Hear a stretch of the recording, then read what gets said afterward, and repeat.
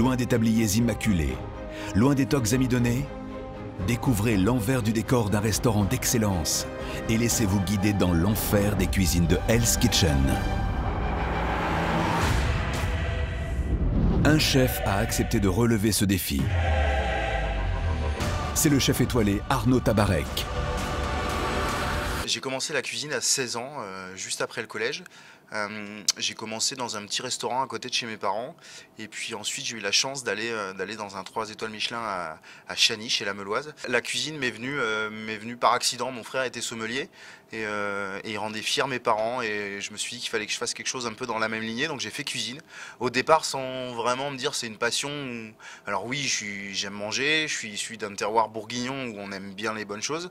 Mais j'étais pas spécialement parti pour faire cette carrière-là. Messieurs, dames, le restaurant est ouvert. Oui, chef. Bizarrement, j'étais pas du tout fun de faire de la télé.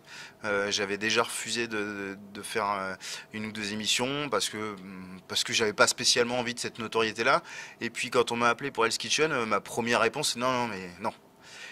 Et après on m'a parlé du concept et le concept m'a plu. Le fait de plonger réellement dans mon métier, de montrer un service en action dans un restaurant où je peux être vraiment moi-même. C'est-à-dire que je suis pas en train de jouer un jeu, je suis moi. Pour la première fois, 30 caméras vont capter la dure réalité du quotidien d'une cuisine d'excellence.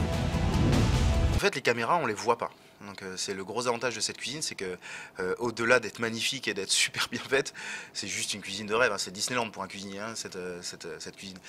Et au-delà de ça, les caméras sont toutes cachées, donc on les voit pas. Donc au bout de 5 minutes de service, franchement, vous êtes dans une cuisine en service. Vous avez complètement oublié le côté caméra, télé, tout ça, ça rentre même plus en ligne de compte. Et accélère, hein, ça va me saouler.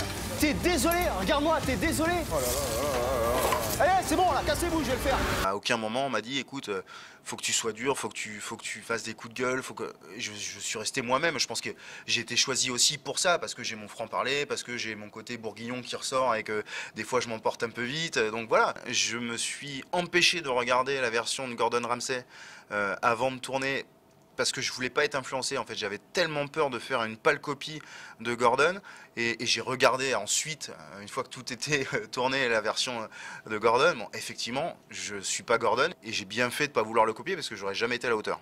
Ça, c'est top. Je t'ai demandé un truc, tu l'as fait. Oh! On est deux chefs qui reprennent des émissions de Gordon Ramsay. Est-ce qu'il faut nous comparer? On est tellement différents, mais en attendant, c'est quelqu'un que je respecte beaucoup, que je connais pas personnellement, mais en tout cas qui m'inspire le respect. Meilleur ouvrier de France, 2 étoiles Michelin, bravo, juste bravo. Bienvenue dans Hell's Kitchen.